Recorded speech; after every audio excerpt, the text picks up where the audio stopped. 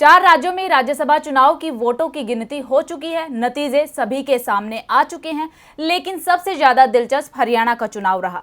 हरियाणा में करीब 8 घंटे की देरी से शुरू हुई गिनती के बाद शनिवार सुबह 2 सीटों पर रिजल्ट आ गया है, जो काफी हैरान करने वाला है, क्योंकि कांग्रेस उम्मीदवार अजय माकन के पास वोट ज्यादा होने के बाद भी वो चुनाव हार गए। जीत कर भी कैसे हारे अजय माकन, देखिए ये रिपोर्ट। हरियाणा का राज्यसभा चुनाव इस बार बेहद ही दिलचस्प रहा है। राज्यसभा की 2 सीटों पर चुनाव हुआ, जिसका नतीजा शनिवार सुबह आया।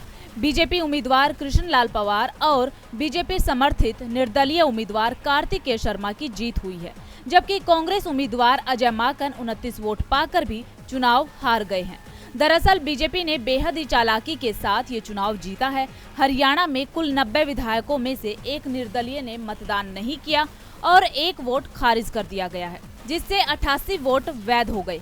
यानी अब हर उम्मीदवार को जीतने के लिए 29.34 वोट चाहिए थे, लेकिन बीजेपी उम्मीदवार को 31 वोट मिले, निर्दलीय उम्मीदवार को 28 वोट मिले और कांग्रेस को 29 वोट मिले। लेकिन बीजेपी के पास 31 वोट थे, तो ऐसे में उनका 1.66 वोट निर्दलीय कार्तिकेय शर्मा के हिस्से में चला गया, जिससे निर्दलीय उम्मीदवार के पास 29.66 मत हो गए और वो जीत गए, क्योंकि कार्तिकेय दूसरी वरीयता के उम्मीदवार थे। इधर अजय माकन के पास 29 वोट ही बने रहे, इसीलिए जीत के लिए वोट होते हुए भी वो हार गए। बता दें कि दोनों दलों की तरफ से वोट डालने में विधायकों की ओर से नियमों का उल्लंघन का आरोप लगाने के बाद चुनाव आयोग ने शुक्रवार की देर रात 8 घंटे की देरी से वोटों की गिनती शुरू की थी। तो वहीं शनिवार सुबह 3:10 पर परिणाम की घोषणा कर दी गई। दरअसल बीजेपी और निर्दलीय उम्मीदवार ने कांग्रेस विधायकों किरण चौधरी और बीबी बत्रा पर अपने मत पत्र दिखाने का आरोप भी लगाया था। डीबी लाइव की रिपोर्ट।